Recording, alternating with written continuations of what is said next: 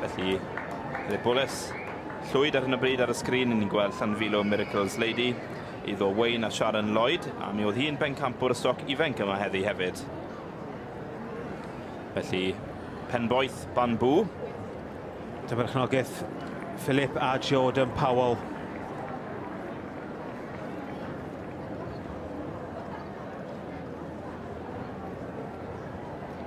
Felly hi yw'r cyntaf i roi sioe unigol. Hi oedd pencampwr benywedd. Llanfilo Miracles Lady. Ie, eiddo Wayne a Sharon Lloyd o Chreaberhonddu. Mi oedd hi'n bencampwr y stoc ifanc yma heddi. Hi oedd enillydd y dosbarth blwyddi i Rebolesi.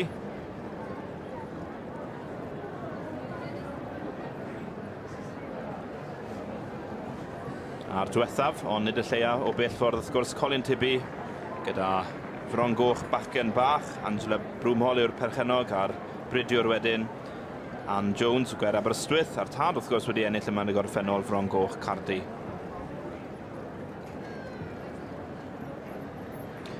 Yn sicr yn camu allan. Symud yn dda iawn, pob chwarae teg iddo fo. A'r diwethaf, dwi'n meddwl wedyn, Afan Scotty, fe oedd Cil bencampwr gwrwaidd, eiddo Dennis Price, Shea Price yn arddangos ebol 2 flwydd oed. Felly mae yna 4 yn gysadlu am y bencampwriaeth. 2 benywedd a 2 gwrw. Wel, dyma nhw'n cael ddod i fewn i sefyll. Dyma'r cwpa'n holl bwysig. Captain Hwsen. Hwn yw'r cwpa mae pawb wedi anelu at ennill dros y 2 ddiwrnod diwethaf yma.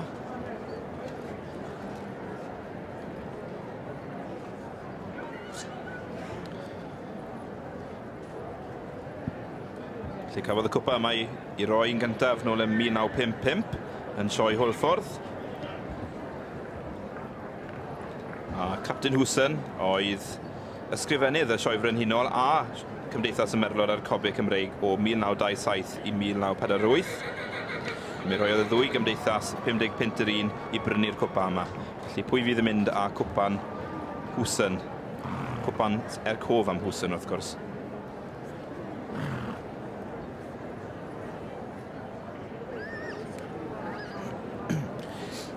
Wel, mae'n trafod gyda Stewart pwy sydd yn mynd ar brif bencampwriaeth yma yn yr adran.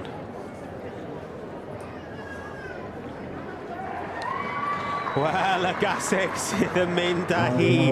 Philip a Jordan Powell. Penboeth Banbw. Llon gyfarchiadau mawr iawn.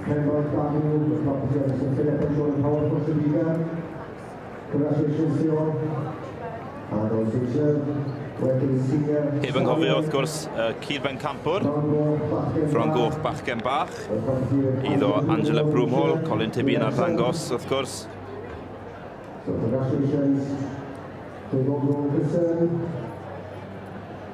Ond penboeth Banbw, Jordan Powell yn derbyn Rosglymau, oddi wrth y beirniad.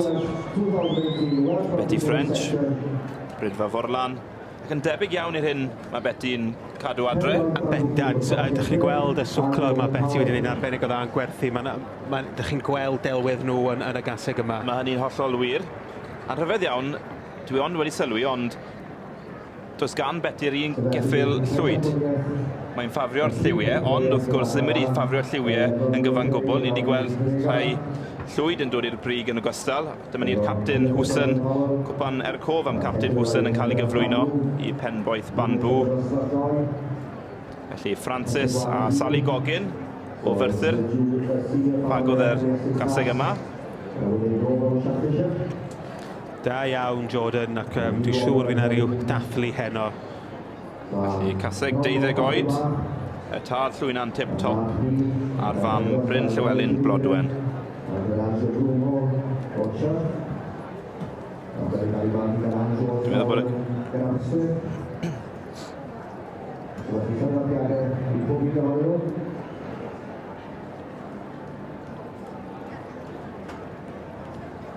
wrth gwrs, Fron Goch bachgen bach ar gil wobr yn cael ei cyflwyno i Mr Colin Tibby.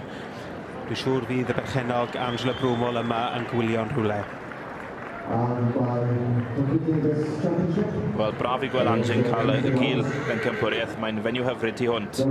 Felly, braf gweld ni'n derbyn y wobr, y gil bencampwriaeth yn yr adran A. With 14 points. So, congratulations to Anne Jones from Australia by leading the reserve champion, and also in the side points here in the section A for us this year. Felly ni ar ddeall hefyd bod Ffron Goch Cardiff yw enillydd y Sire ratings yn y sioe frenhinol. Felly tad yr un sydd yn gil bencampwr, Ffron Goch Cardiff ydy pencampwr y Sire ratings yn yr adran A.